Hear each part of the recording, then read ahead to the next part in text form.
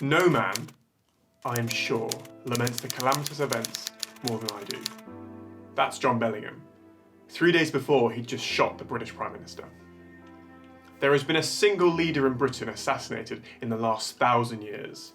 I mean, sure, we had William II, who was shot while hunting, Edward II, who mysteriously died, Richard II, who starved to death in his own castle, and Henry VI definitely wasn't murdered by Henry IV. The point is, in the last 1,000 years, a single British elected leader, the Prime Minister, has been assassinated. That was Spencer Perceval, who in 1809 came to power in Britain. He was part of the Whig Party, but he's in a faction that will go on to become the modern-day Tory party we know and love. I don't think I should put that in. Mr. Perceval was anti-slavery, which may seem like a very low bar, but only a few years earlier, Britain had abolished the slave trade within its borders, but it would be a few more decades until it abolished slavery entirely. He oversaw a pretty nasty bill, which made it punishable by death if workers destroyed their machines. For context, the world is a very different place. Britain is in the middle of the Napoleonic War against France, and Napoleon obviously, with a slew of other wars, including the Gunboat War, a Gulf War, an Anglo-Russo war. Things were not going well. The Industrial Revolution is well underway. Britain has opened its first few factories a few years earlier, and the Luddite movement will kick off in 2 years' time. This is where protests across the country will kick off, as workers destroy these brand new textile machines, which were creating wool, fabrics and textiles at a far better quality than they could, but using lower skilled workers. George III is on the throne, and Parliament is currently clawing power away from the Crown, and Royalists aren't very happy about this. So Spencer has a lot of enemies. The French, the workers, the Crown, which is why it's time to introduce the man who would kill him, John Bellingham. John Bellingham is a reasonably successful merchant broker. Essentially, he would get goods from one border to the other border. In the summer of 1804, he was travelling to Archangel in Russia. It's a really common trading route, but it would freeze over in winter. He arrived with his wife and child, did his business, probably buying, selling, bit of bartering, and in November, he decides to head back. However, at the border, he's held up. Apparently he owes 2,000 rubles, a claim he will go on to deny for the rest of his life. Now, in the previous year, he'd been shipping some cargo on a ship called the Soleur. This ship was owned by Solomon van Brienne, and he probably had a shipment of iron. This ship, sailing along, sank in the White Sea. Luckily, it was insured by Lloyd's of London. You can go and visit Lloyd's of London, they're still around 200 years later. They even have a YouTube channel. My role is to make sure that our customers get the outcomes that they deserve. That if it did sink, the owner would get paid out as with everyone with cargo on board. However, they received an anonymous letter from someone saying the ship had been deliberately sabotaged and sunk in the White Sea. So Solomon van Brienne, as a very reasonable man, doesn't get paid out. He obviously isn't very happy about this, and he suspects for some unknown reason that John Bellingham sent this letter. He asks the governor of Archangel to stop him at the border while he searches for proof that John has done some nefarious letter sending. So John Bellingham is held at the border for 3 months, all because they say he owes 2,000 rubles, not a small sum at this time. Now he will protest this was false till he dies. And how do you do it in pre-Victorian times? Well, you write letters.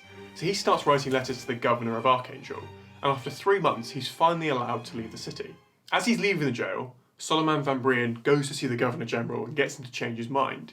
So he gets locked up again. Now John isn't very happy about this, so he starts writing yet more letters, both to the Governor General of Archangel and to Sir Stephen Sharp, the British ambassador there.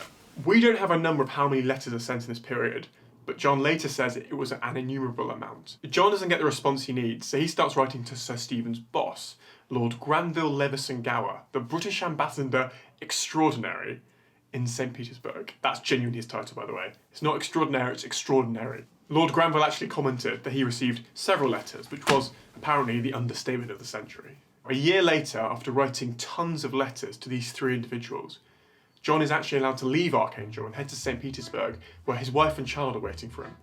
He arrives in St. Petersburg in 1805, and he was allowed to leave and go back to England, but if you haven't spotted the trend yet, he actually starts writing letters to the Imperial Senate of Russia to try and get the Archangel governor impeached, which is brilliant. And amazingly, 6 months later, they agree and they start to impeach this governor. At the exact same time, coincidence or not, John is arrested again for travelling illegally to St. Petersburg. Apparently his papers weren't there. It takes them 40 days to realise that actually he did have the correct papers. But by that time, 18 months in and out of jail means that all his businesses have failed, and he's in quite a lot of debt. So he's arrested yet again for that. John was in prison in St. Petersburg jails, and at one point a particularly nasty military prison. But for the most part, he's held at the Chamber of Commerce. He actually escaped at one point and managed to get inside the British Embassy, where he met Lord Granville and was allowed to stay the night. But then in the morning was kicked out by the rest of the staff with a letter from Lord Granville saying, "By the way, I've kicked you out.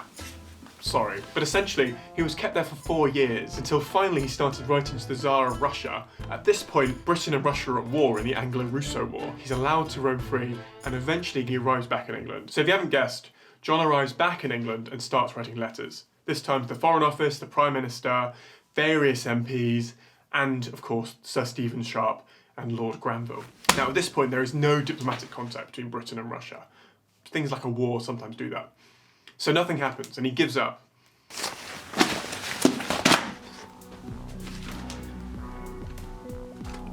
Spencer Perceval enters the lobby of Parliament just after 5 p.m. on 11th of May, 1812. He walks in, and John Bellingham stands up and just calmly shoots him in the chest before sitting down again. Spencer dies on the spot, and it's only when they ask witnesses that, oh, he's actually still sitting there on a bench, that John is arrested.